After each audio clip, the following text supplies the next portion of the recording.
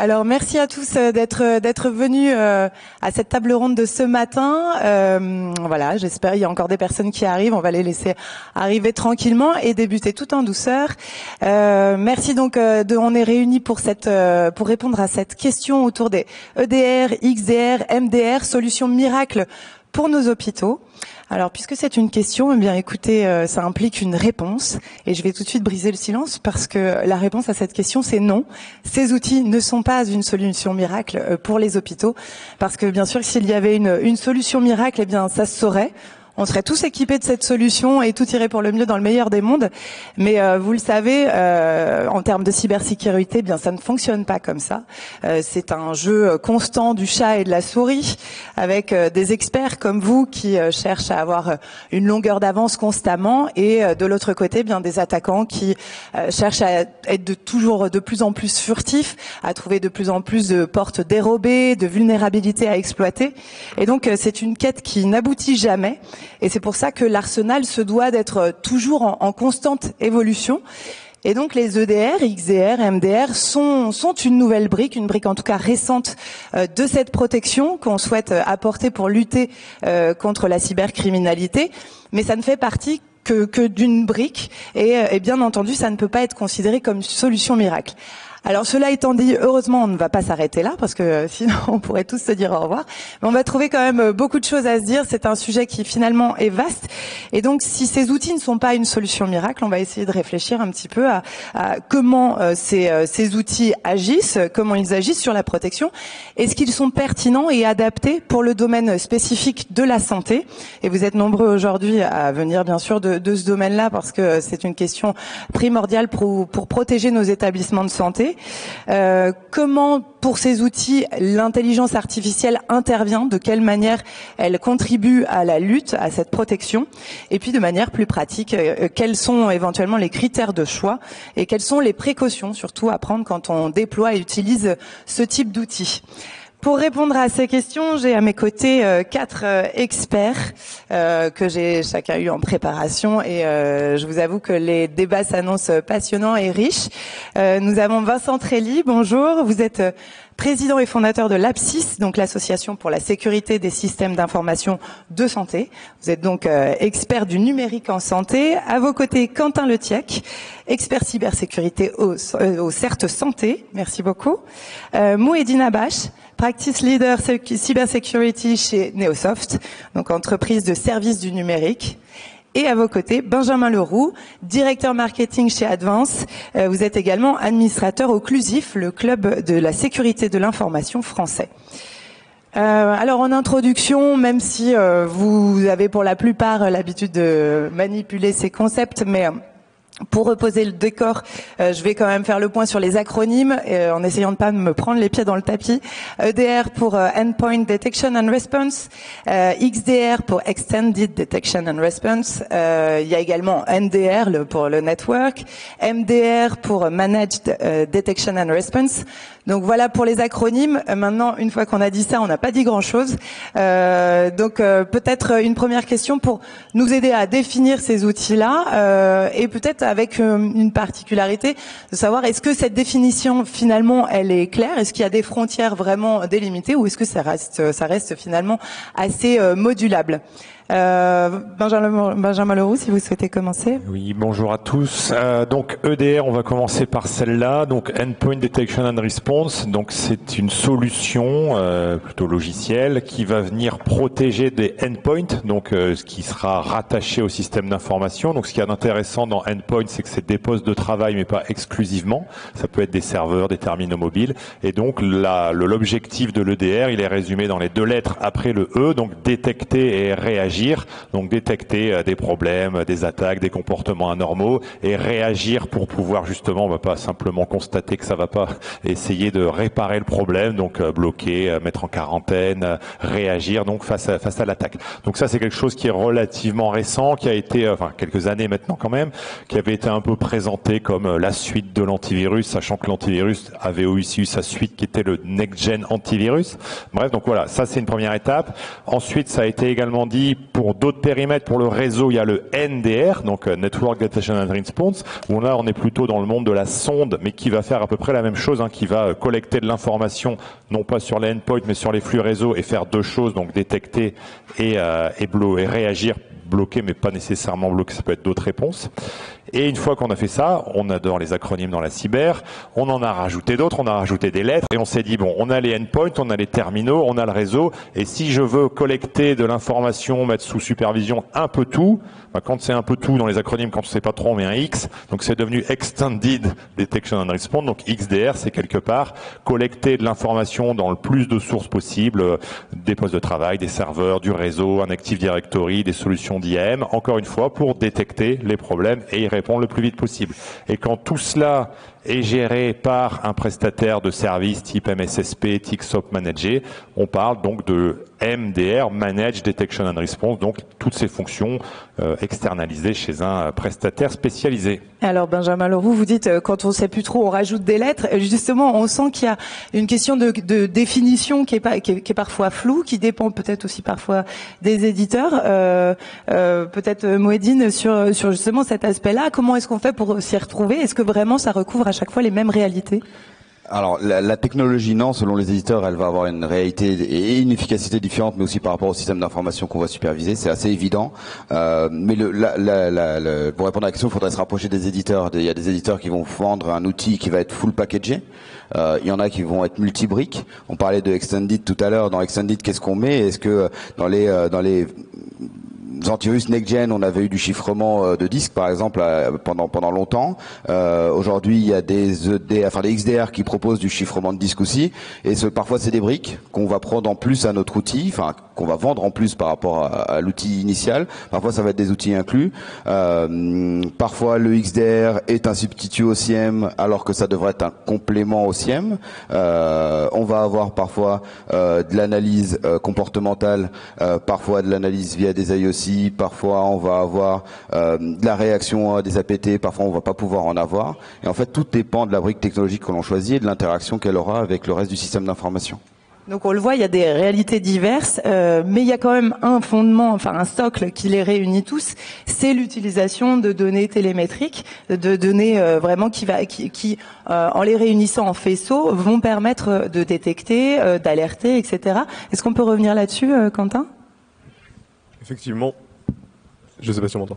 Effectivement, donc l'objectif c'est de se baser sur les logs, des choses existantes. On a des systèmes de logs plutôt unifiés. L'objectif de tous les produits, c'est de réussir à les faire converger, de les mettre dans une timeline, de se rendre compte que sur la machine A, à tel instant, il s'est passé telle chose, et que sur la machine B, ensuite, il s'est passé d'autres choses, en ayant donc une console centrale. On se permet d'avoir l'unification de tout ça. En n'ayant que les machines, on pouvait déjà déduire beaucoup de choses. Aujourd'hui, tous les produits vont vers du XDR ou du MDR à long terme, ou même déjà, c'est déjà une réalité. Et donc, on se permet d'avoir des informations sur le endpoint. Donc, le endpoint, c'est pas simplement, c'est ce que disait tout à l'heure Benoît, c'est plus que Benjamin, pardon. C'est plus que le simple terminal de l'utilisateur. Ça peut être aussi le DC en fonction de la stratégie de déploiement. Et on a aussi les interactions réseau qui peuvent être monitorées. Des fois, il y a des sondes. Et donc, en ayant un panorama plus large, on se permet d'avoir une réponse étendue et donc une meilleure vision de ce qui se passe. Et les outils aujourd'hui vont dans ce sens et c'est utile pour tout le monde, que ce soit pour les prestataires qui managent ces SOC, pour les équipes internes ou même pour les équipes de réponse à incident quand ils doivent intervenir dessus, dans le cas où c'est correctement implémenté. Vincent Trelli, c'est vraiment la force de ce genre d'outils, c'est d'agglomérer comme ça diverses sources et de pouvoir avoir une vue plus panoramique en fait. Oui, très important. Et le rêve de tout RSSI, c'est l'exhaustivité. Si on descend d'un cran dans le secteur de la santé, le rêve, c'est de dire tout ce qui est connecté bénéficie d'un certain niveau de supervision, détection et effectivement réponse. Mais dans un hôpital, une fois qu'on a traité les 10 000 PC, Il y a aussi les IRM, les scanners, les échographes, les robots de distribution de repas, les robots de distribution de médicaments, en fait tous les objets quelque part. Et j'irai même plus loin, l'IoT après, les fourchettes connectées, les tétines connectées qu'on met dans la bouche des bébés pour détecter des paramètres salivaires, etc. Tous ces outils en fait qui gravitent ont une couche numérique. Doivent donc avoir un outil pour qu'on puisse, à un moment donné, détecter des dysfonctionnements de ces outils-là. Et comme c'était précisé, c'est pas suffisant. Parce que, quelque part, j'en discutais hier soir avec un expert qui me disait, si le DR clignote, c'est qu'on a raté quelque chose en amont. C'est qu'effectivement, à un moment donné, une menace est arrivée sur le endpoint. Comment ça se fait? Comment ça se fait que ça n'a pas été bloqué en amont par justement les choses un petit peu plus traditionnelles qui sont les sondes de détection d'intrusion, le firewalling, la vérification des flux, etc. Donc ça fait partie d'un tout et d'un tout qui, si on veut que ça tourne, est un caractère d'exhaustivité aussi. Parce qu'avoir 90% du parc couvert et pas les 10 autres pourcents, on n'est pas très à l'aise non plus. On reviendra justement sur cette notion d'architecture. Ces outils-là seuls, bien sûr, ne suffisent pas. On reviendra sur l'importance justement de réfléchir en mode architecture. On va s'intéresser au secteur plus spécifique de la santé, puisque vous êtes nombreux là aujourd'hui à venir de ce secteur, et c'est ce qui nous intéresse ce matin. Alors peut-être pour débroussailler un petit peu la santé, on est bien d'accord. Faut arrêter avec la psychose. C'est pas forcément le secteur le plus ciblé. Quentin Letiec, vous aviez envoyé un post LinkedIn à ce propos. Mon IRM du genou n'est pas forcément si monnayable que ça, il ne vaut pas si cher que ça. Donc c'est pas lui qui intéresse les hackers. En tout cas, le monde de la santé, même si c'est très médiatisé, n'est pas particulièrement ciblé, même s'il l'est. Et donc il y a deux choses. Il y a le système de santé, qu'on pourrait voir comme un système industriel en soi qui peut être attaqué donc pour la valeur monétaire que pourraient en tirer les attaquants en le bloquant. Spoiler, on paye pas, donc ils vont peut-être le comprendre à un moment que c'est pas très utile. Et il y a le côté données de santé où on peut voir des dossiers vendus, mis en vente à des prix certaines fois exorbitants, principalement aux US. Donc on n'a pas la preuve de l'achat de ces données. En France, sur de la donnée française, on n'a pas vu de tri intelligent bien fait. Et c'est un peu comme la pièce de 2 € vendue donnée aux enfants. C'est pas parce que la pièce est mise à 600 € qu'elle sera achetée. Et on a vu plein d'articles, une pièce vendue 600 €, c'est pas parce qu'elle est à 600 € qu'elle sera achetée. C'est pas parce que la donnée qui est dessus est bien triée qu'elle l'est réellement. On n'a pas de preuves, on n'a pas de preuves d'achat. On a plein de concepts où on dit oui, ça pourrait être vendu dans ce cas-là. On nous a donné le concept, par exemple, donc là on est vraiment sur la valeur de la donnée de santé, l'IRM du genou. On nous dit votre donnée de santé, votre dossier patient est peut-être intéressant pour des assureurs. Je vous promets que si on apprend qu'une assurance a acheté ça, je pense que la CNIL elle va faire un 360 directement dans l'assurance et ça va être plus que des amendes, je pense. Enfin, je l'espère. On est d'accord qu'on retrouve ce genre de choses. Si ça devait être acheté, il y a des enquêtes qui permettent de prouver que ça a été acheté et par qui. Clairement, en fait, si on apprend que les données d'un hôpital ont été retrouvées brutes, ou même triées dans un système d'information pas d'un éditeur, mais d'une banque ou d'une assurance. Ça va pas bien se passer, c'est sûr. Et après, sur le système de santé, pas plus ciblé, non. Pourquoi? Parce qu'on a un taux de connaissances. Nous, au CERT Santé, on centralise donc tous les incidents qui se passent. Ils doivent nous faire une déclaration, c'est obligatoire, les établissements de santé. Et donc, on a quand même le panorama de ce qui se passe. On a des chiffres très précis. Là où, par exemple, les industries ou les TPE, PME, des fois, ne savent pas à qui s'adresser, ne savent pas vers qui se tourner, ne déclarent pas. Et donc on n'a pas toujours une exhaustivité sur le nombre de cas. Donc en santé, pourquoi on pourrait, je crois que dans le rapport de l'ANSSI on est 3e, mais c'est parce que on a surtout sur le côté ransomware une déclaration qui est proche des 100% par nos établissements qui nous disent tout. On a une relation de confiance avec les RSSI des établissements pour ceux qui ont des RSSI, et des fois ça va jusque des fois, on discute directement avec les directions générales pour les plus petits établissements qu'on accompagne aussi dans nos réponses à incidents. Donc, sur les stats, on peut paraître gros, mais au final, on n'est pas plus. Sur les stats, c'est à peu près 10%, c'est ça, des attaques. Peut-être. Alors c'est peut-être. Les stats, en fonction d'où on les regarde, elles sont différentes. Quel pool de données est celui qui est regardé. Mais en tout cas, c'est peut-être lié au fait que voilà, la santé est forcément l'indicateur de la bonne santé d'un pays.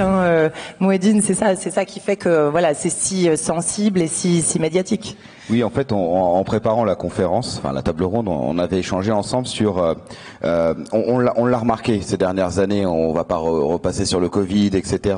Et la valeur, l'indicateur qui est notre système de santé aujourd'hui en France représente aussi l'état du pays et la valorisation qu'on peut avoir sur ces équipes médicales et paramédicales. Et c'est important de le souligner.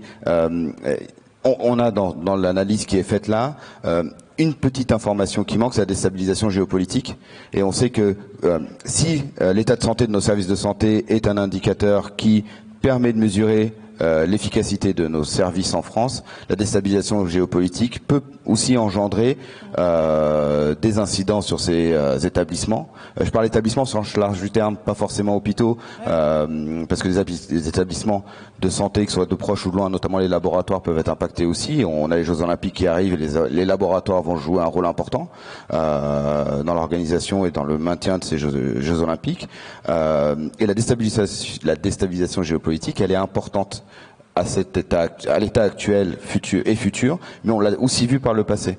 On l'a vu par le passé, en 2020 pendant le Covid, des attaques sur des établissements à l'heure où on applaudissait le personnel soignant et en même temps on se disait on a un système de santé qui est pas à l'état de l'art de ce qu'on devrait délivrer. Oui, ça a été un révélateur. Et effectivement, ça mène une transition toute trouvée sur effectivement le contexte. Alors, je vais dire hospitalier pour faire simple, mais le contexte de la santé en général, même s'il y a des secteurs où on est peut-être plus en avance, mais la tendance s'inverse, c'est sûr, mais on sait qu'on part un petit peu de loin, il y a un contexte d'hétérogénéité, de maturité, il y a une obsolescence de certains équipements.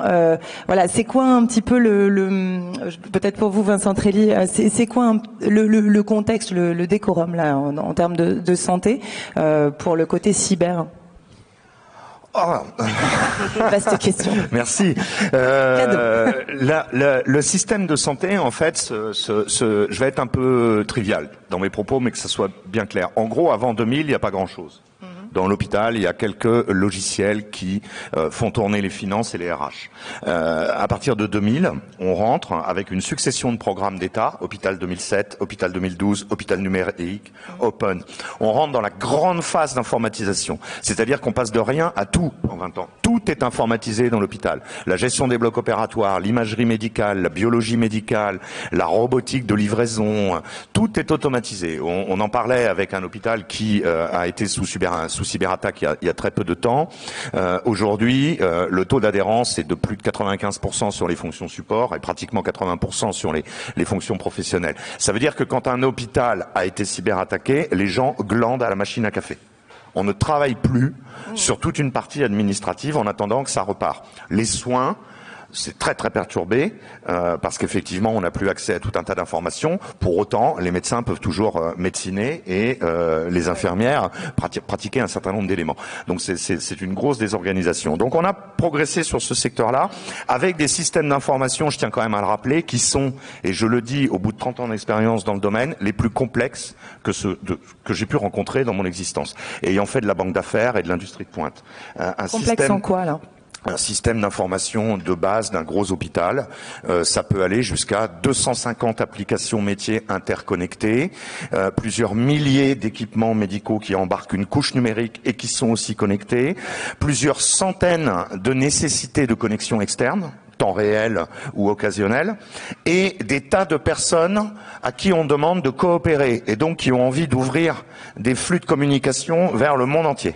Voilà la réalité. Donc, pour revenir à votre question, un système assez jeune qui s'est construit sur 20 ans très vite, avec des mots oubliés un peu comme architecture, urbanisme, on a plutôt empilé des couches, donc des systèmes d'information qui ont des fragilités. Comme ça a été dit, des fragilités liées à la situation.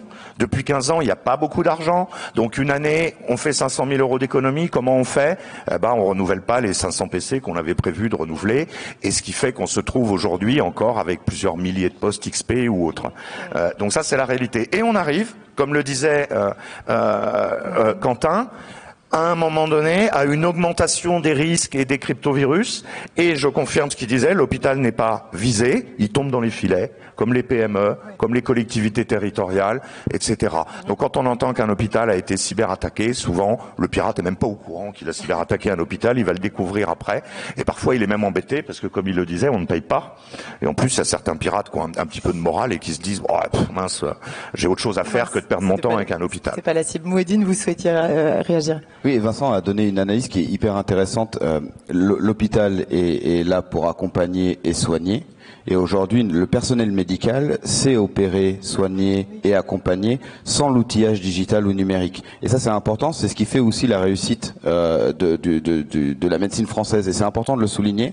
Et c'est là où on doit nous accompagner de plus en plus. Nous, tous d'ailleurs autour de la table, parce que finalement on est différents acteurs réunis avec des intérêts différents, mais dans le même objectif, c'est d'apporter une certaine sécurité à ces établissements.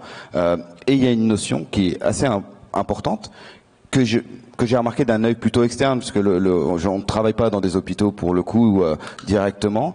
C'est l'utilisation de robots. Donc là, c'est là où je vois parler de nouveaux outils pour opérer et pour apporter de l'efficience autour des blocs opératoires. Et je le vois pour des raisons personnelles que j'ai vécues, en tout cas. L'utilisation de ces robots-là, c'est parfois assez problématique, mais ça apporte une nouvelle technologie qui est connectée. Et ça apporte aussi de nouvelles problématiques autour desquelles on doit se protéger. Et c'est assez intéressant, c'est des choses qu'on ne voyait pas il y a quelques années. Au bloc opératoire, il n'y avait pas de robot connecté à Internet sur lequel on pouvait avoir un support informatisé.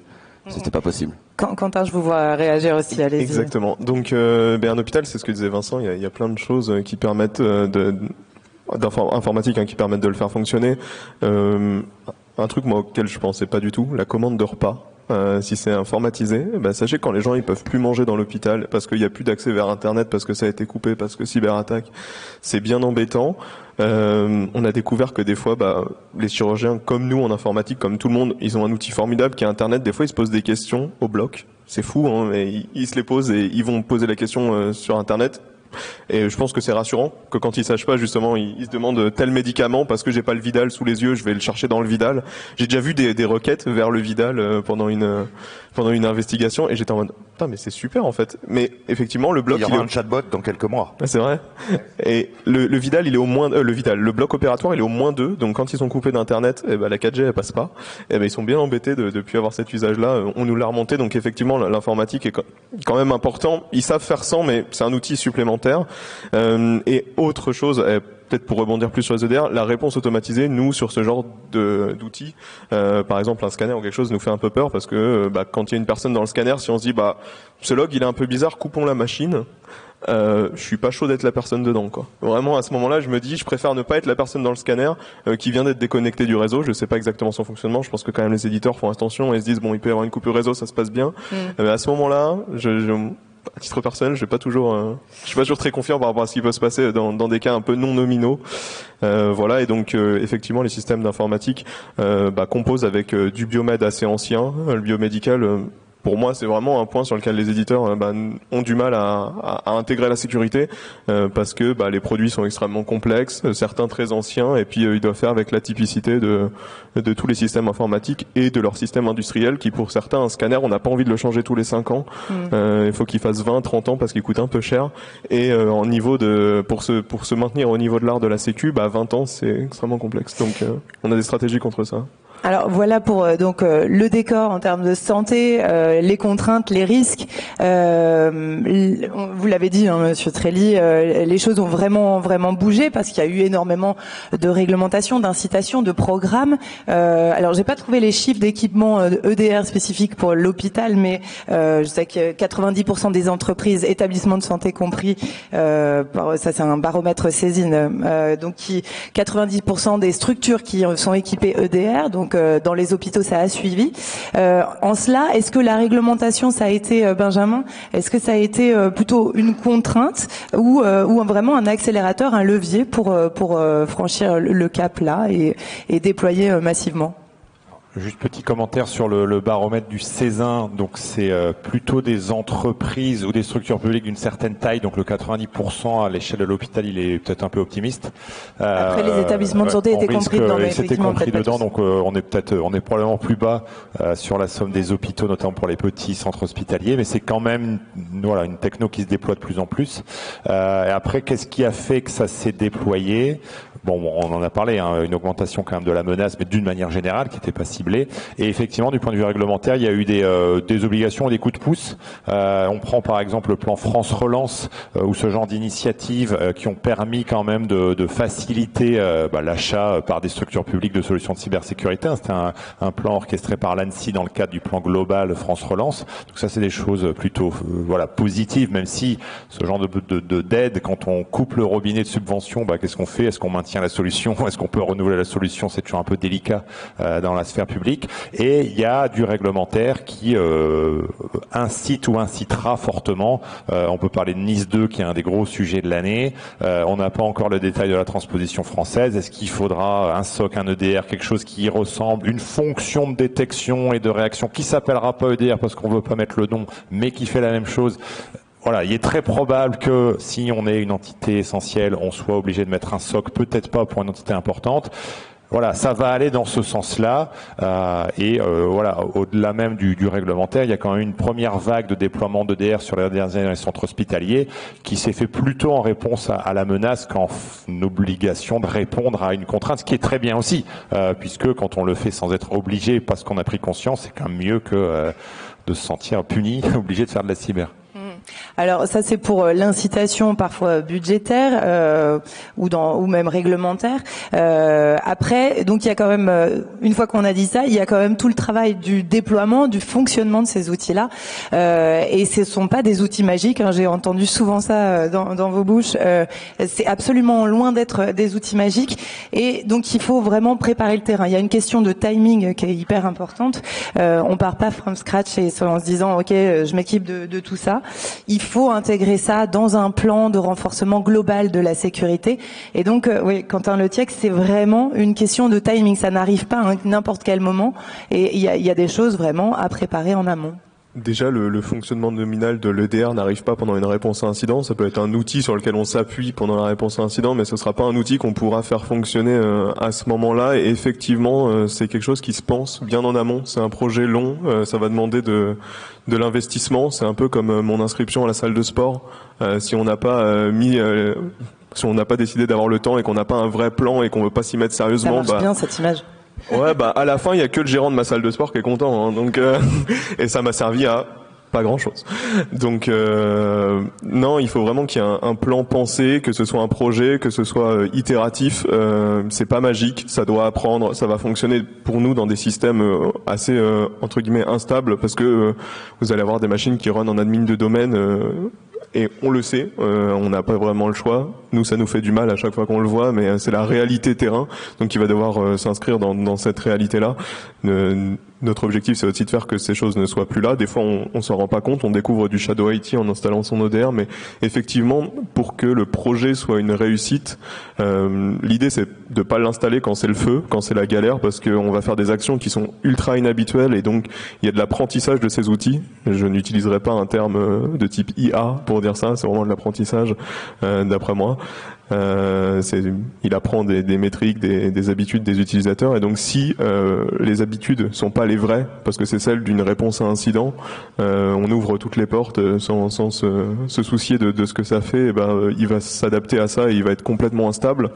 Donc nous, c'est un produit qu'on apprécie utiliser en réponse à incident quand il est là, quand il est bien tuné, qu'il est bien inscrit, que le fonctionnement est habituel et que tout ce qui était en amont, les pratiques des utilisateurs, principalement de l'IT, et le fonctionnement du système est un minimum assaini.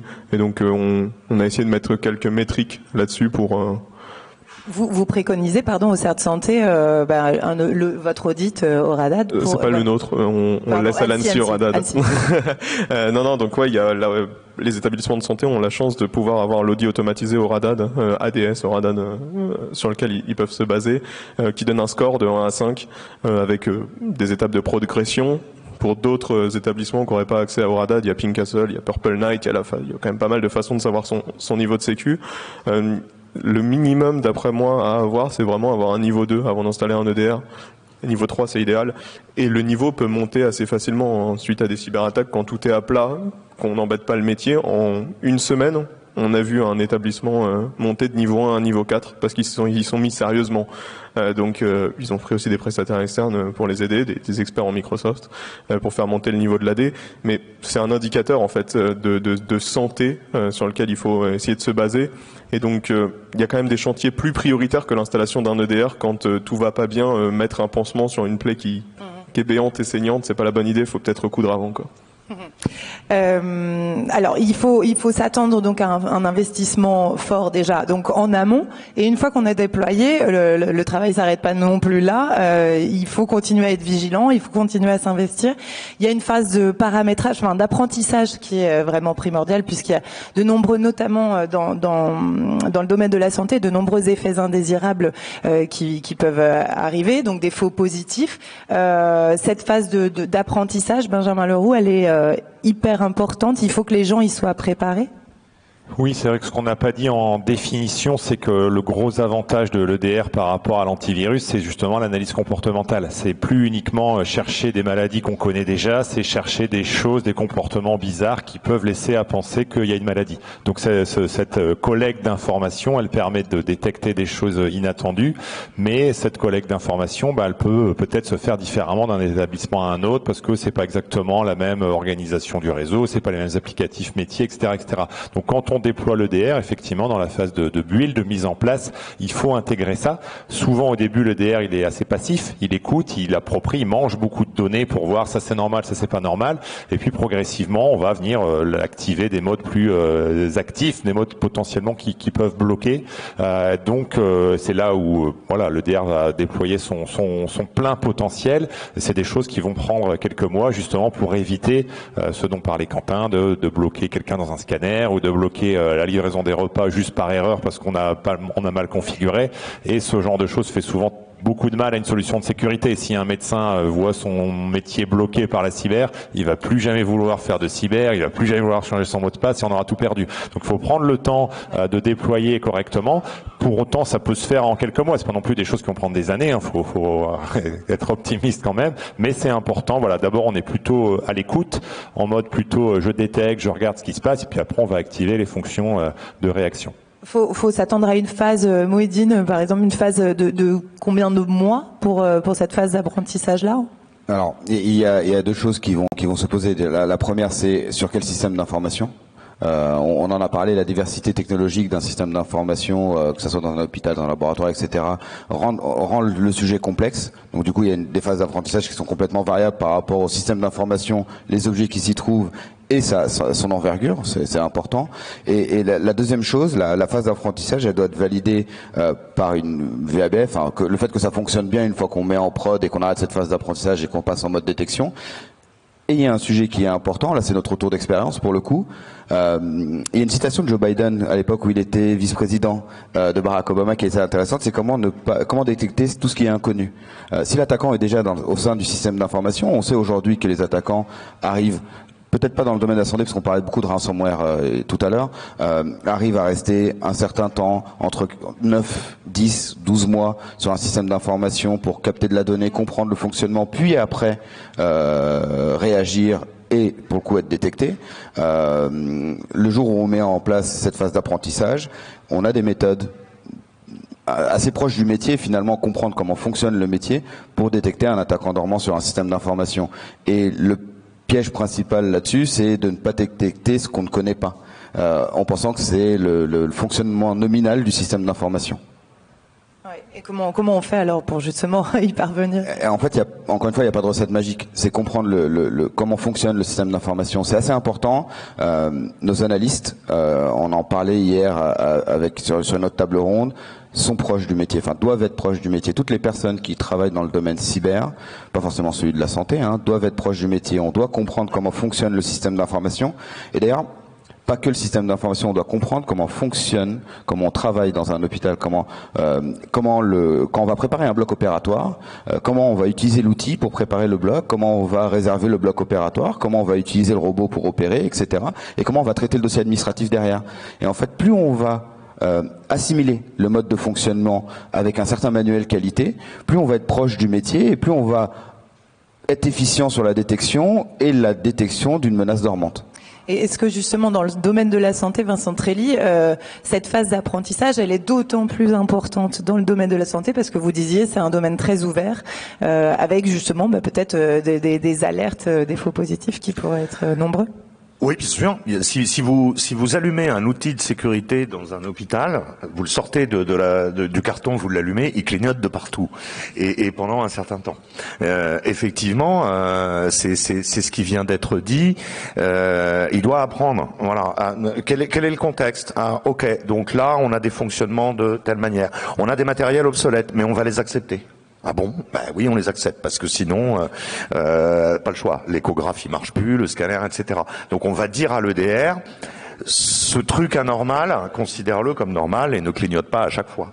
Voilà. Et donc il va falloir comme ça, à un moment donné, effectivement, une phase d'apprentissage sur un certain nombre d'usages. Faudra pas oublier qu'on part toujours de la bonne vieille antienne de la cybersécurité, si on veut faire bien, tout ce qui n'est pas explicitement autorisé est interdit. Donc ça veut dire que tout est interdit, tout est fermé, et on va à un moment donné quelque part ouvrir des failles. C'est un peu ballot de dire ça, mais c'est un petit peu ça. On va ouvrir un certain nombre de choses parce que il y a une réalité métier. Et la réalité métier, c'est des flux, c'est du matériel connecté qui peut être ancien. C'était dit tout à l'heure. Un gros problème, il est assez simple. Le cycle de vie d'un matériel médical, c'est 15 à 20 ans. Le cycle de vie d'une machine, d'un ordinateur, c'est 3 à 5 ans. Donc on voit bien qu'on a un pépin. Après, ce qu'on peut trouver anormal aujourd'hui, il faut quand même le dire, c'est des industriels qui sont capables de vous vendre des produits absolument extraordinaires en termes d'image en coupe, d'IRM, de reconstruction 3D de votre cœur et compagnie, et qui vont vous dire sans rire, ça tourne sous Windows XP et c'est comme ça. Et là, quand même, pour moi, il y a une sorte de mystère, parce que j'ai vécu ça il y a 15 ans quand j'exerçais, et quand je discute avec des collègues aujourd'hui, ils me disent, mais c'est toujours comme ça. En 2024, tu peux être amené à acheter une IRM à 1 300 000 €, dernière génération de technologie d'imagerie, supportée par un poste Windows XP, sur lequel on va vous dire de pas installer d'EDR. Parce que ça peut planter le fonctionnement de l'IRM. C'est clairement annoncé. Oui. Et donc vous avez le RSSI qui fait une crise cardiaque. Voilà. Il est réanimé, il explique ce qu'il a à dire, mais le pauvre, il va pas faire capoter l'achat d'un IRM. Donc à un moment donné, on va lui dire, on a compris ce que tu as dit, mais on a quand même signé la commande, et tu te débrouilleras avec ça. Donc voilà, pour finir et répondre à votre question, il va falloir apprendre ça. Il y a des comportements à un moment donné aussi. Alors on va aller voir les docteurs, on va leur dire non mais ça vous n'avez pas le droit de le faire. Ils vont vous regarder en disant mon petit, nous on a un vrai métier, on sauve des gens. Donc tu m'expliques que j'ai pas le droit de faire ça. Si tu me donnes pas une bonne raison, je te promets que je vais continuer à le faire. Et donc il faut négocier aussi, essayer de comprendre, et ça permet de corriger parfois aussi. Je vais donner un exemple tout bête. Comment est-ce qu'un médecin légiste qui vient de faire les constatations sur un enfant battu et maltraité, comment est-ce que ce médecin légiste envoie ses conclusions à son collègue de la justice, sachant qu'il n'y a aucune passerelle prévue entre les deux ministères? Il l'envoie par Gmail. C'est triste. Sauf quand on lui dit, mais pourquoi on met pas une plateforme? Tu vas le déposer, tu appelles ton collègue de la justice, il va se connecter avec un code que tu lui as donné, une confirmation sur smartphone, et il télécharge le document. Et on arrête de s'envoyer des bêtises, etc. Et donc ça aussi, on peut avoir des technologies, des outils, constater des dysfonctionnements, et après avoir constaté le dysfonctionnement, en profiter pour trouver la solution long terme aussi. En profiter pour trouver, vous faites plus ça, mais on vous donne une manière de réaliser correctement le besoin. Je voulais vous poser cette question-là plus tard, mais là, c'est maintenant qu'il faut la poser. En fait, ce qui est important, c'est vraiment aussi d'avoir des choses qui soient secured by design, qu'il y ait un vrai dialogue en fait entre tous les intervenants, hein, les établissements de santé, les fabricants, les fournisseurs. Et ça aujourd'hui, c'est pas le cas et l'EDR ne pourra pas suffire et arriver après tout ça. Quand je sais pas qui veut réagir. Quentin. Dans l'exemple donné, j'ai une super plateforme à proposer, ça s'appelle CHAP, fait par le gouvernement, et on a plein de plateformes comme ça qui sont proposées que personne ne connaît. Moi, j'ai découvert Resana il y a pas longtemps, un truc gouvernemental super bien pour créer des documents ensemble. En fait, on a plein d'outils mis à notre disposition qu'on connaît pas, certains mis par la culture, d'autres par beta.gouv. On en a plein et on a la chance de les avoir, mais on a souvent la méconnaissance de l'outil. Donc, que ce soit dans les pratiques pour mettre en place un EDR ou dans les outils, on a plein de choses qui sont mises à notre disposition. Peut-être avant d'aller voir le médecin, déjà, l'équipe IT, il faut qu'elle soit clean elle-même, parce que dans les pratiques d'administration, un truc qui va sonner, c'est d'utiliser le compte admin de la déroute, le RID 500 connu des admin 6, un peu trop souvent. En fait, c'est un compte qui est censé être un compte séquestre, hein, ne jamais être utilisé. Il y a des endroits, j'ai été avant dans l'industrie où je sais qu'il était utilisé, j'ai pu le voir, mais dans les hôpitaux, il est des fois trop utilisé. Ne pas avoir de compte d'administration nominatif, ça, il y a certains EDR en fonction de la granularité qu'ils ont, ils vont le remonter. Donc c'est une mauvaise pratique. Dans un premier temps, pendant la phase de tuning, nous on l'estime à 3-6 mois minimum. On va se rendre compte qu'on a plein de shadow IT, qu'on a plein de mauvaises pratiques, qu'il faut balayer devant sa porte, et que après on pourra aller voir les utilisateurs pour leur donner des conseils en allant du plus haut niveau, donc de ceux qui ont le plus de droits vers ceux qui ont le moins de droits dans le système. Et que avec cette méthodologie, c'était vraiment l'idée, c'est que nous on veut pousser, c'est l'EDR, c'est bien s'il a une méthodologie, que ce soit en termes d'installation sur le parc. Objectivement, il faut le mettre partout où c'est possible. Si votre éditeur de scanner vous dit non, vous pouvez pas le mettre sur tel poste, il y a des cas de compromission où tel poste il s'est fait poncer. En réalité, des endroits où il n'y avait pas l'EDR parce que l'attaquant il n'a pas trop de mal à détecter où est l'agent ou ne l'est pas dans sa découverte. Et donc je crois que Benjamin, tu as un cas aussi où ils sont passés hors des radars en passant sur un autre type de machine, non ? Oui, juste avant de réagir sur le cas, moi je voulais juste dire l'EDR c'est quand même bien. Enfin, c'est pas miracle, mais ça a permis quand même d'élever le niveau de sécurité dans pas mal de contextes. Simplement déployer l'EDR, même au début, pendant la phase d'apprentissage, on allume la lumière sur des pièces qui sont souvent restées dans le noir pendant longtemps. Donc on voit des toiles d'araignée, on voit des choses qui font un peu peur, donc on peut faire un premier ménage. Et après, comme disait Quentin sur la salle de sport, c'est une gymnastique. On va regarder les alertes, on va les traiter et on va vraiment gérer sa sécurité. Donc en ça, c'est quand même extrêmement précieux et on est convaincu que ça a apporté beaucoup. Alors il y a plein de prérequis, etc. Et effectivement, c'est pas miracle parce que l'EDR, si on l'a pas mis partout, c'est la faute à pas de chance, ou pas, ou les attaquants sont malins, ça dépend du point de vue, mais voilà, j'ai mis 80% du parc couvert, ils sont passés par les 20%, la petite machine oubliée qui est accédée à distance par un prestataire de maintenance qui se connecte une fois par an, dont le mot de passe est toujours le même depuis 5 ans, ils vont passer par là. Donc voilà, ça apporte beaucoup, mais il y a toujours évidemment des petites exceptions, des petits trous. Mais je voulais quand même redire que c'est quand même positif. C'est pas magique, mais je trouve que ça apporte quand même beaucoup. Bien sûr, mais ça reste indispensable. Mouedine, oui. En fait, il y a un vrai sujet qu'on vient de un peu tous évoquer, c'est l'engagement des fabricants, éditeurs à maintenir en condition opérationnelle leurs outils. Ça semble exemplaire, parce que les outils semblent fonctionner en tout cas. Par contre, les maintenir en conditions de sécurité, ça semble pas être aujourd'hui dans les mœurs. Et du coup, c'est un vrai sujet. Nous, dans le domaine de la cyber, on est acculturés à ce sujet-là.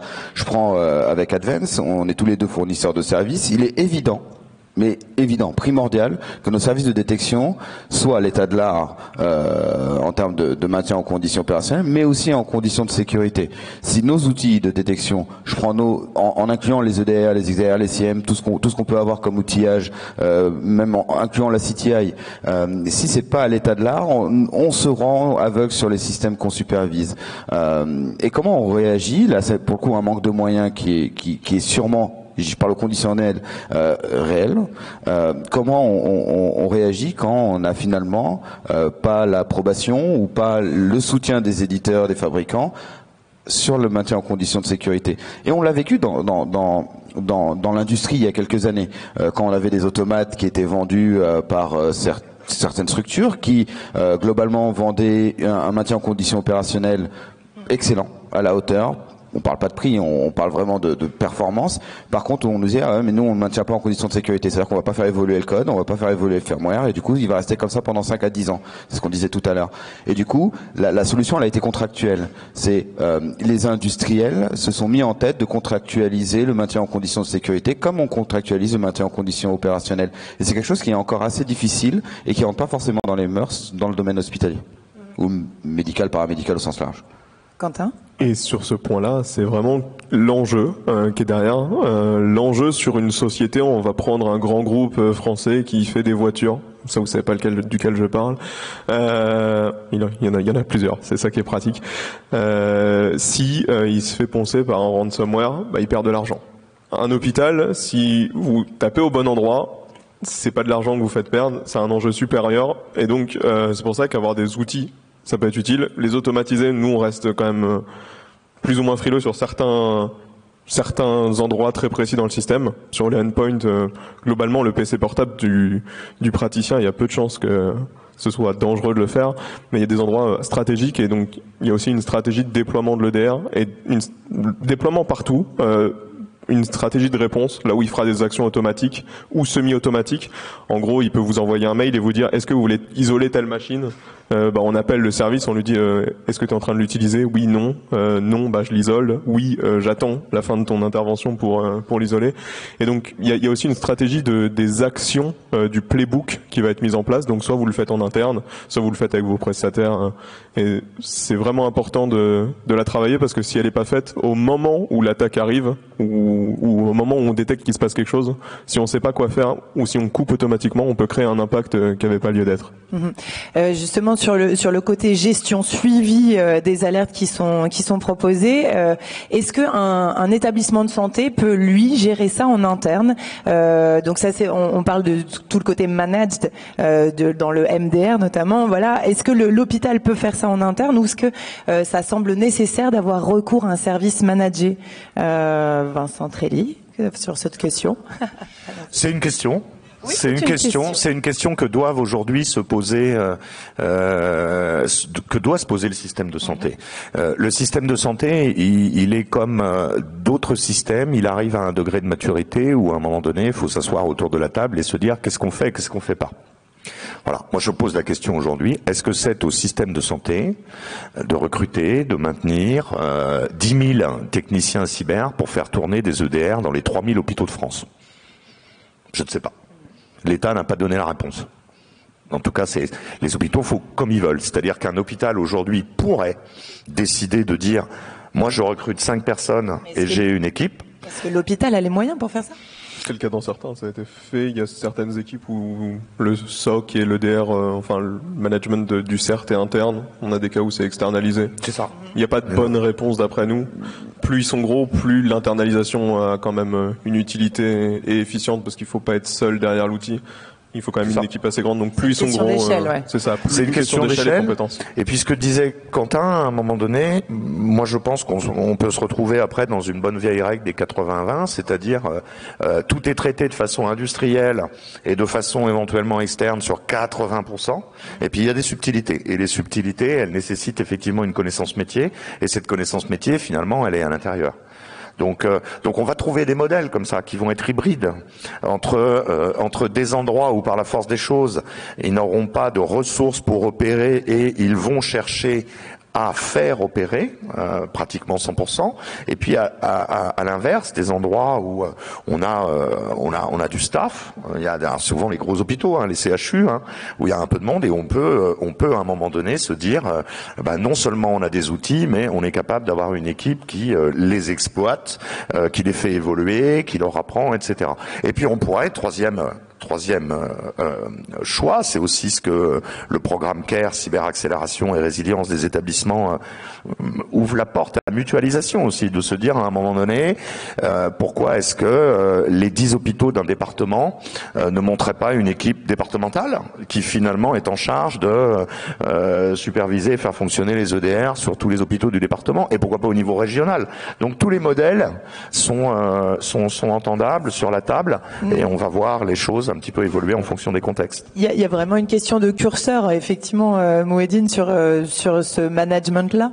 Alors non, on va être un peu jugé parti parce qu'on propose ces services, donc du coup, mais il y a une question qui est assez importante. Vous avez juste dit un mot avant la réponse. Les moyens. Que ce soit en interne, en mode hybride ou externalisé, il faudra des moyens. Et le vrai sujet aujourd'hui, c'est quels moyens on donne aux services de santé pour avoir accès à ces services-là, que ce soit en interne, encore une fois en hybride ou en externe. Et une des clés de réussite, c'est trouver des solutions à cette réponse. Et je pense que même aujourd'hui, beaucoup dans la salle se disent mais tout ce qu'on vient de dire là, s'il n'y a pas de moyens, finalement, il n'y a rien qui est applicable. Et du coup, je pense qu'il faut aller vers les moyens. On en a cité un qui est assez bon. On parle de centrale d'achat, mais plutôt de regroupement de structures pour acheter un service cyber. C'est des choses qui se font de plus en plus. On l'a vu dans d'autres domaines, sur les agglomérations, régions, communes, etc. Et du coup, ça commence à se développer sur les services de santé. C'est quelque chose sur lequel nous on amène. Et évidemment que en tant que service manager, plus il y a de volume, plus on arrivera à réduire les coûts et plus on réussira à s'adapter aux moyens qu'il y a dans ces services-là. Et en plus de ça, on en a parlé tout à l'heure, je pense que nous, on doit être acteurs pour aider ces services de santé. On en parlait, je sais que ça va faire grincer des dents certaines ESN. Attention, on en est une chez Neosoft et on propose ce service-là. Et je pense que comme les avocats, les services juridiques ont des actions pro bono accompagnées dans le public et dans le social, parfois gratuitement, ou à moindre coût, il faut que nous aussi on accompagne au moins sur un état des lieux de sécurité pour pouvoir définir des stratégies de développement, des feuilles de route et pourquoi pas des budgets pluriannuels sur lesquels on pourrait accompagner les services hospitaliers. Et ça c'est important. Et je pense que vu le nombre de SN qu'on a aujourd'hui réunis sur le salon, si on se mettait tous à dire on offre 10 jours hommes pour accompagner, on aurait une très belle action sociale et d'utilité publique. Je pense qu'il y a beaucoup de monde dans la salle qui serait super intéressé par ce projet. Je vous laisse en parler avec vos amis. Mais effectivement, pourquoi pas. Quentin, je vous vois souhaiter réagir et Benjamin aussi. Et sur le terme de regroupement, il y a quelque chose d'assez naturel qui est le GHT, groupement hospitalier territoriaux, qui existe déjà. Donc on a des cas où il y a des EDR qui sont managés en interne au niveau du GHT. On a des cas où c'est de l'hybridation, c'est manager toute la partie technique en externe et la connaissance technique est en interne par un analyste interne qui répond à toutes les questions. Dans tous les cas, il faudra toujours quelqu'un en interne. Un SOC managé avec personne en interne qui est capable de lever le doute sur les interrogations, ça sert à rien. Soyons honnêtes, c'est là, ça voit des choses et en interne on a éteint l'écran. C'est-à-dire on dit super, on a des mails mais on les regarde pas, on sait pas ce qui est en train de se passer, on n'est pas capable de démystifier cette alerte. Un log, il peut être légitime en fait, il peut être ultra atypique, pas prévu. 3h du matin, l'admin se connecte parce qu'il a pensé à un truc dans son sommeil. J'en connais qui font ça, c'est pas bien. Et il va faire son action. Ça va sonner quoi. J'en ai vu qui dénoncent leurs collègues, mais on est tous comme ça. Et ça va sonner parce que c'est pas dans les heures prévues, parce qu'il l'a pas fait bien, parce qu'il était 3h du matin, il s'est pas connecté par le bastion correctement. C'est pas bien. Mais c'est une réalité, donc il faudra derrière pas monter une crise, il faudra juste dire ouais c'est moi, désolé, j'aurais pas dû faire comme ça. Et donc il faut toujours qu'il y ait une interaction haute entre le service, que ce soit interne, managé, et les équipes sur le terrain, et même au terme d'un GHT. On prend le cas du CHU, on va dire le CHU de Lille, il sait pas exactement ce qui se passe à, je connais pas de CH dans le coin, je donnerai pas de Armentières, aïe aïe aïe. Il sait pas exactement ce qui se passe au sein du CH d'Armentières en termes de pratique IT. Et donc il faudra qu'il y ait quelqu'un du CH d'Armentières qui lui dise voilà, ça c'est normal, ça c'est anormal, on a détecté ou pas. Benjamin souhaitait réagir. Alors, effectivement, sur la partie service manager, là, j'enlève la casquette exclusive, je mets la casquette advance. On fait du service manager. Moi, je pense quand même que, c'est nécessaire dans beaucoup de structures. Il y a quand même un gros problème de ressources, d'une part budgétaire et après humaine. Recruter des experts cyber, on le dit tous les ans au FIC, tous les ans dans tous les événements cyber, c'est compliqué. C'est compliqué pour un hôpital. Fidéliser des experts cyber, c'est compliqué parce que traiter des alertes toute la journée dans le même contexte, dans la santé ou dans un autre secteur, ça peu lassé. C'est quand même des activités, la sécurité opérationnelle, le SOC, qui sont difficiles à gérer d'un point de vue RH dans la durée. Donc voilà, nous, pour donner un chiffre, on opère environ 250 000 endpoints sur plusieurs dizaines d'hôpitaux. Donc il y a quand même un vrai besoin. Alors effectivement, il y a des gros hôpitaux qui internalisent, mais il y a aussi des gros hôpitaux qui externalisent. De la même manière que dans le privé, il y a des grandes boîtes qui construisent leur SOC, il y en a d'autres qui externalisent. C'est vraiment des choix de stratégie. Mais je pense que voilà, on serait ravis qu'il y ait plus de moyens, qu'il y ait plus de mutualisation. À l'heure actuelle, il y a quand même besoin d'un marché de managed services, parce que sinon ça n'avancerait pas assez vite, quoi. Il y a quand même voilà, il y a eu une petite, alors ça a bien avancé ces dernières années. Moi, je trouve qu'il y a quand même une super dynamique et il faut s'en réjouir. Il y a encore plein de choses à faire, mais voilà, tous ces réflexions d'essayer d'internaliser, de mutualiser, etc. Peut-être que ça va prendre plus de temps que nécessaire face à l'intensification des attaques. Merci pour ces précisions. Le temps passe et je voudrais avoir le temps de vous poser quelques questions peut-être plus pratiques, notamment sur c'est quoi les critères pour choisir ce type d'outil. Quels sont les critères? Vincent Trélier, vous me disiez en préparation, en fait, le nerf de la guerre, c'est la base de données qui est considérée par les outils. Alors j'irai plus loin. Oui, on en a parlé un petit peu au début. Pour choisir, bon, déjà faut tester. Je pense, hein. On peut tester, regarder ce que ça donne. Mais oui, au bout du bout, moi je chercherais à savoir comment est-ce que l'éditeur qui propose cette solution, si je devais l'acheter pour mon hôpital, je chercherais à savoir comment il fait évoluer en permanence sa base de connaissances, sa base d'événements, et avec un espèce de monde idéal où je me dirais un jour, la base d'événements qui peuvent se produire sur le PC, c'est une base mondiale interconnectée entre je sais pas combien de millions d'acteurs, et tous les jours elle entre des nouveautés de problèmes qualifiés, qui fait que je bénéficie d'une technologie qui est, je dirais, à l'état de l'art, unifiée quotidiennement, et qui me donne de l'information sur mes postes vraiment extrêmement fiable, plutôt que de discuter avec des sociétés concurrentes qui disent moi j'ai la meilleure base, etc.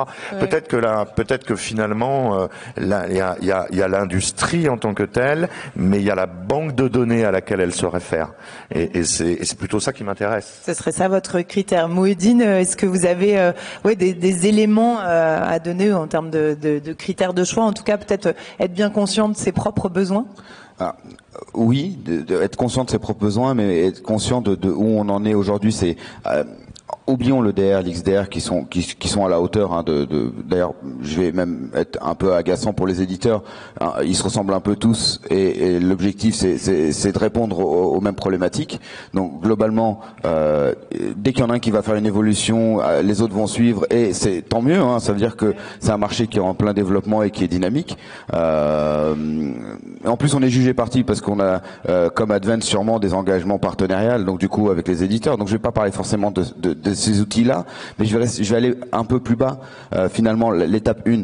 Où est-ce qu'on en est sur l'état de l'art de la sécurité de mon système d'information aujourd'hui? Est-ce que je suis capable d'analyser mes processus métiers, mes processus IT, les vulnérabilités présentes sur mon système d'information de manière assez bas niveau finalement? Est-ce que j'ai une CMDB? Est-ce que j'ai une liste d'assets? Et une fois qu'on a l'ensemble de ces données-là qui vont être analysées, là on va pouvoir mettre en place un plan d'action pour améliorer la sécurité du système. Ouais. Et c'est assez cohérent dans la genèse même de la cyber. N'allons pas très loin, juste commençant par la base. Je veux une photo, un état de mon état de santé, de l'état de santé de mon système d'information en matière de cybersécurité. Un état des lieux, une image, et après on développe un plan d'action. Alors, puisqu'il nous reste très peu de temps, mais je voudrais avoir votre vision à chacun pour l'avenir. Vous les voyez évoluer vers quelle tendance? Qu'est-ce qu'il faudrait couvrir à l'avenir et qui n'est pas encore couvert aujourd'hui? Quentin, je vous laisse la parole pour vos souhaits à l'avenir sur ce type d'outils. En termes de souhaits, aujourd'hui, on a quand même un panorama avec les logs réseau, mélange NIDS, IPS, sonde assez complet. Déjà l'utiliser correctement, c'est-à-dire avoir une corrélation des logs plus profonde, et c'est en train de se faire. L'avantage qu'on a, c'est ce qu'on disait, ils se ressemblent tous. Nous, quand on intervient sur un EDR, ce soit un Sentinel, un Harfang ou un M365 for Endpoint, c'est la même chose, la console se ressemble, on a juste à cliquer dans d'autres onglets. Désolé les éditeurs, mais ça copie un peu l'un sur l'autre. Et c'est très bien, nous, ça nous uniformise l'outillage, c'est très pratique. Donc sur les évolutions, quand il y en a un qui aura une bonne idée, les autres vont suivre à plus ou moins long terme. Nous, ce qu'on aimerait, c'est un peu le côté open source qu'on défend autant qu'on peut, c'est d'avoir des feeds MISP ou des feeds de CTI bien construits sur lesquels pourraient s'adosser les outils. En fait, ils fonctionnent avec entre guillemets une base de données, mais avec des feeds. On a celui du circle.lu, nous, qu'on utilise. Il y en a plein qu'on utilise et c'est très utile. Donc avoir des outils autour, en soi, l'outil en lui-même, c'est pas si important aujourd'hui, c'est faire beaucoup de choses, c'est la base de connaissances sur laquelle il s'appuie, et si elle pouvait être la plus large possible et la plus consolidée possible, ce serait le mieux. Voilà. La base la plus large, Vincent, vous parliez vous en début aussi couvrir des secteurs qui sont pas encore, enfin des équipements qui ne sont pas encore couverts, type l'industriel, le biomédical. Ça, c'est important que ça rentre dans le périmètre. Ça me semble essentiel. Je pense que la santé va être un des plus gros générateurs d'IoT. Ce qu'on dit, les objets, parce qu'on va en mettre plein chez les patients. On veut laisser les patients chez eux. On va les monitorer à domicile. On va les observer. On va leur mettre des capteurs, des montres, des piluliers connectés qui s'ouvrent à la bonne heure, etc. Tout un tas de sujets. Pourquoi ? Parce que on est engagé dans la révolution ambulatoire et dans l'hospitalisation à domicile. Quand on entend chaque année, j'en profite pour le dire. Après, c'est discutable ou pas. Quand on entend chaque année depuis 20 ans que les gouvernements ferment des lits dans les hôpitaux, oui, c'est normal. C'est normal parce que à un moment donné, l'objectif est de garder le moins possible les gens à l'hôpital parce qu'ils le souhaitent. Donc c'est on est en ambulatoire, on vient le matin, on part le soir, ou on vit sa convalescence chez soi. Donc on va mettre tout un tas de capteurs et d'outils. Ces outils, ils vont embarquer une couche numérique, ils auront un OS. Ils auront quelque chose, ils auront des modalités de communication. Donc c'est des devices. Donc à un moment donné, oui, il va falloir que les détecteurs de menaces, les protecteurs de ces outils, s'étendent et ne fassent pas que le PC, mais aussi le smartphone, mais aussi le thermomètre connecté, mais aussi le pilulier, mais aussi le robot à domicile qui interagira avec les personnes âgées. Je vous rappelle que les personnes âgées, on en a 20 millions qui arrivent là. Et on a 600 000 places dans les EHPAD. Donc on va pas les mettre à l'intérieur. Je sais plus tout à fait le chiffre de 600 000. Enfin, en tout cas, on a toute la génération des baby-boomers qui arrivent. Il n'y a pas de place pour eux. Il y en a pas dans les maisons de retraite aujourd'hui. Donc il va falloir les maintenir à domicile. C'est ce qu'ils souhaitent en plus. Donc ça veut dire de vrais enjeux sur tout un tas d'objets communicants qui vont devoir être fonctionnels et fiables. Donc un périmètre plus large. Benjamin Leroux et Mouhedine Abache, si vous souhaitez aussi me donner votre vision d'avenir. L'avenir, c'est déjà pour les centres hospitaliers de se dire que si on a commencé par l'EDR, on continue la trajectoire SOC en intégrant d'autres périmètres. Donc on parlait de NDR pour le réseau, le XDR ça peut être ajouté des choses autour de l'identité de l'Active Directory. Donc déjà il y a quand même un marché existant qui permet à l'hôpital de se créer son propre avenir, on va dire, en matière de déploiement de solutions de détection et réponse. Et après effectivement pour moi une des attentes fortes ça va être les composants un peu bizarres dont on vient de parler, qui sont pas un ordinateur ni un morceau de réseau, qui notamment le biomédical et l'IoT médical qu'il va falloir intégrer dans tout ça. Merci Mouhedine. Je vais pas être super innovant, mais je vais prendre un concept qui a beaucoup marché dans le domaine industriel, c'est revenir sur des bases simples de la cybersécurité. On parlait tout à l'heure de communautaire. Il faut savoir que la cybersécurité, à la base, c'est un sujet communautaire. Donc, il faut que la communauté se crée autour de la cybersécurité, la cybersécurité des systèmes de santé, pas industriels, et revenir aussi sur comment on emmène un système d'information lambda vers un système d'information sécurisé. Revenir sur des états des lieux, travailler en bonne intelligence avec nos confrères des CERT ou des CCIRT, les éditeurs, les fournisseurs de solutions, les fabricants. On parlait tout à l'heure de maintien en conditions de sécurité. Et finalement, je pense que même la conclusion, c'est travailler en bonne intelligence de l'ensemble de ces acteurs-là fera le moyen pour améliorer. Très bien, merci beaucoup. Quentin, je vous vois lever le micro vraiment de 1 minute. Exactement. J'essaye de faire très vite. Non, mais tous les outils aujourd'hui qui vont arriver, faut qu'elles aient la security by design. Et si c'est de l'OT parce que ça a de la batterie, ça dure pas longtemps, que ça peut pas embarquer un agent EDR, ayez au moins un système de log interne et intègre. Le nombre de fois où on n'a pas de log et qu'on peut rien regarder, c'est insupportable. Et s'il y a la possibilité, parce que c'est en réseau, parce que c'est de l'OT, ces logs, vous n'avez pas de disque dur sur place, envoyez-les, concentrez-les à un endroit. Le jour où il y a un problème, on pourra aller les regarder et on peut même mettre une console à cet endroit-là, type agent EDR ou type SIEM, sur ces logs pour dire « Attends, il y a tel truc OT à tel endroit, avec telle adresse MAC, il merdouille, il faut regarder. » quoi. Et donc si on a des logs complets intègres, que ce soit dans le SI ou sur les OT, eh ben on va pouvoir avancer. Et donc aujourd'hui, je pense que ceux qui seront choisis, et on l'espère dans ces cas d'usage, seront ceux qui auront prévu ces choses-là depuis le début. En fait, Je vous vois trépigner, alors vraiment un micro-mot. Sur les systèmes de transport autonome, je prends un autre sujet. Sur les systèmes de transport autonome, il n'y avait pas de standard pour la sécurisation de ces systèmes de transport, et ça va arriver, notamment via des organismes de normalisation. Il y a un vrai sujet. Aujourd'hui, il n'y a pas de normalisation autour de la sécurité des systèmes de santé. On pourrait, avec nos confrères d'organismes de normalisation, sans vouloir prêcher pour l'un ou pour l'autre, avoir ce sujet qui se met sur la table. Très bien. Merci beaucoup à vous les intervenants. Merci pour la richesse des échanges. Merci à vous pour votre présence et bonne continuation sur le forum. Merci.